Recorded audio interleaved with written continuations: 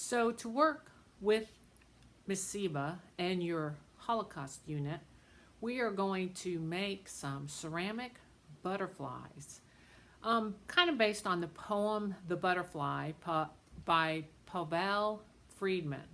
And we're going to make some little butterflies that we can put in the garden so they will stand on some poles throughout the garden, in hopes that we cannot think so much of the negative side of the Holocaust, but we can also focus a little bit on some of the peace and the love and the remembrance and the hope for the future, so that we can all as human beings do a better job. So we're going to make a nice little butterfly garden. Each one of you is going to make 2 butterflies. One will stay here at school and one will go home with you, and we will put it through the whole process of bisque firing and glazing. So let's get started on that. Okay, so we have rolled out slabs before. In 4th grade, we did a slab with just one little ruler in there. And then in 5th grade, when you did your weavings, we did 2. So we're going to do 2 again today, because these are going to be outside. So we're going to use 2. You're going to get a piece of clay out of the bag, all right? You want to have 2 of these and make sure there's 2 taped together. Leave them because we want them that thick. And then a little dowel to roll it with. A lot of this is going to be a review for some of you, but that's okay. We didn't get to do clay last year, so we're going to go ahead and stick with the review, especially since we have some new people. So put your clay in the middle on this fabric. We don't want to roll it on the table. 1, because we don't want to have to clean all that up. And 2, because it'll suction cup to the table because it's wet. And so it will come off of the fabric really easy. So we're going to put it on the fabric.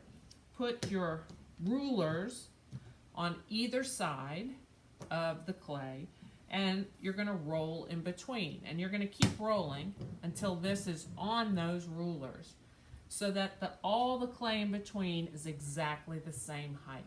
All right? Works out pretty well.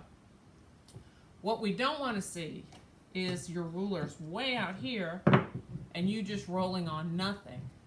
And then it always cracks me up when we have the person who does this so that it's on one but not on the other, and it's rolling so it's nothing on one end and then it gets thicker on the other. We want it nice and even on the whole thing. So we're going to put these fairly close together and we're going to start rolling on it. So it's real hard to roll while you're sitting down, because all your leverage is having to go through these joints and push down this way. That makes it difficult to manipulate the clay. So you're going to really want to stand up and put the force of your weight on top. And I just bear down on there and put it right on top. Roll it just a little bit, then take this away. You can see how it's getting long, and we want it to be circular. So you need to just peel this up. I like to flip it over and just make it go the other way so that I can continue to roll on top of it, and then just kind of stop, pick it up carefully and gently, turn it over, don't slam it down, it'll break, and continue. And you just keep continuing to do that until it no longer gets bigger or changes shape. There we go. So see how it's not moving anywhere? That means we're good to go. So I'm going to take my pattern and I'm going to lay it right on my clay. Hopefully my clay is big enough. There we go. And I'm going to use a barbecue skewer. Now, when you cut with this, you want to make sure that you cut straight up and down, not sideways. So let's take a look at that. So if I take my barbecue skewer and I hold it like a pencil sideways, the way I write, and I cut the clay that way, then you can see I get this beveled edge on it. It's not straight up and down. It slants to the side. And we want ours to be straight up and down. So you have to hold your barbecue skewer straight up and down in order for that to work. So use one hand to hold down the pattern and the other hand just to trace around the edge. Nice and straight, up and down. this will work just fine. There we go. Around his head. And there. All right. So I've gone all the way around it. Now you can just pick up that negative space around the outside. I didn't quite go through all the way through there. So I'm going to fix that up. There we go. And then just pick up the negative space on the other side. There we go. In the past, we've just cut out a circle. So this has a lot more detail to it. So you kind of have to work with it. All right. And there you go. So you can pick this up. You can smooth out some of the edges if you want to. Sometimes they have little burrs on them. But that looks pretty good.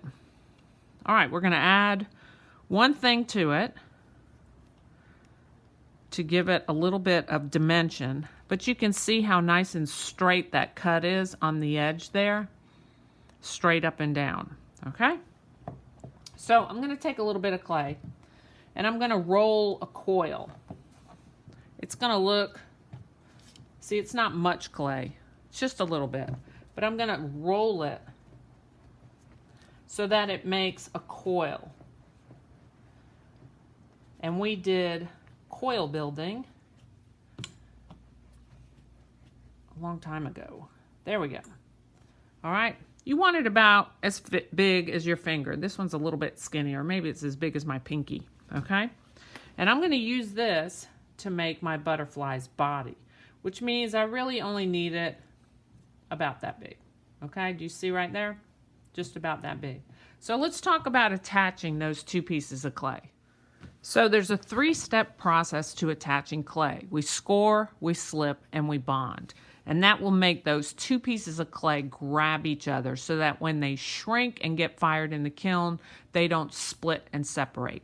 And that's pretty necessary. Otherwise, everything comes off and falls apart when it's being fired. So since I'm putting his body right down the center, I'm going to use my barbecue skewer to score or just make some marks. I'm really kind of just making this a little bit rougher so that it will grab the other piece of clay. And I'm also going to score that body.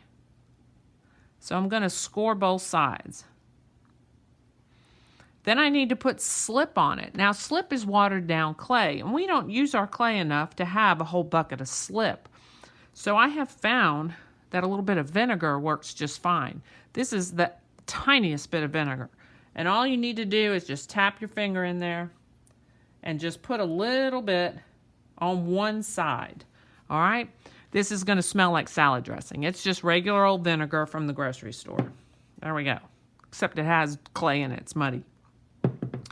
And then you're going to take the body, score place to score place, and you're going to put those together. And then you're going to want to bond them together, which means you want to work that seam so that they attach really well. All right, so I can bond his head right there very nicely. And I have a little tool that will help me because you can tell it's hard for me to get my fingers down in there. So let me show you what I'm going to do. Check it out. Popsicle stick. That works just great. So I'm going to take the clay and I'm just going to use that little popsicle stick to just kind of move the clay. You can see I'm kind of grabbing the clay from his body and sliding it down onto his wings, just so that those two pieces of clay will attach. And then I can smooth it out real good. And of course, I'll do the same on the other side. You see those score marks? That kind of helps get rid of some of those little score marks on there too. So I'm going to use this popsicle stick to help me just get down in those really tight places. A lot of times bonding is done best with your just your nice soft fingers. But you can see that this is a really tight place. So this tool is going to help me out a little bit. All right, so I have it bonded on both sides. So that should stay on pretty good. There we go. So my next step is to decorate. Now you can write words on it if you would like to. We don't want to puncture holes through the clay, but we do want to decorate the outside of it. Okay, so we're going to put some decorations all over the outside of our clay. Remember that butterflies are symmetrical, so you might want to think about that. But you know what? This is your butterfly. You can do pretty much anything you want to. You remember some of the tools that we have for those. This ugly little plastic fork will make some really great textures. And I like to use my extra clay to practice and see what kind of textures I can get with that. Even this part of the fork will give you a nice design on it. So here's a couple things. I have this old top from a Crayola marker. And again, we don't want to punch holes all the way through the clay. But if you just kind of twist it in there, it makes some really nice, perfect circles. And then even this barbecue skewer has a circle on the end of it. Again, don't push it all the way through, but you can see where you could, oh, I just made some eyes on there. That's kind of crazy. But you can get some fun designs with those. Seashells work really well. You can use that textured side to roll in the clay, and that'll give you a good texture. And of course, remember our old friend, the Lego, and you can push that into the clay and it gives you great texture. Or you can even use the back of it and it gives you a little bit of a different design on there. So anything you want to do to kind of combine these and decorate your butterfly is great. And again, you can write words of hope, peace, love, anything like that, remembrance, and then of course decorate. When these dry, we'll also glaze them. I'm going to bisque fire them and then we'll glaze them. So let me get started on some decorations. Okay, so here's my butterfly. So I did the back of the fork all along the edges. I used the seashell in these two little areas. I used the little marker top to make those circles, and then the barbecue skewer to make these other little circles. And I also laid the barbecue skewer down on its side, just like that, and kind of pushed it in there to make this. This one I actually drew with the tip of my barbecue skewer. And I made these with the fork too. So there you go. You can kind of see where he's headed. So the very last step is to gently and carefully pick him up, and on top I want you to use this barbecue skewer to put 2 holes in there for antenna. Now you need to watch the direction of the holes. Make sure they go straight down. We don't want them sideways or anything, because then when we feed the wire in there later, it will be sideways. So I'm just going to put 1 hole on one side and 1 hole on the other side. Now look how slowly I'm pushing in there, because I know that this clay is super fragile. It's wet, it's bendy, and there you go. So I just have some holes in there that I can fill up later on.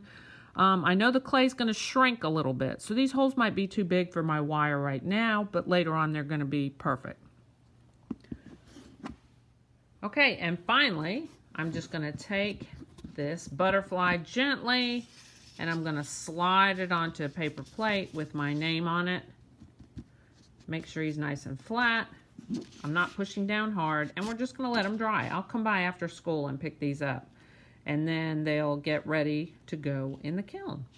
And then you're going to start this whole process over. All right, so I have 1 butterfly done. I'm going to just set it aside carefully. Remember, don't throw these down on the table. They will crack and get little tiny cracks in them that won't show up now, but they will after they're fired. So be gentle, gentle, gentle with them.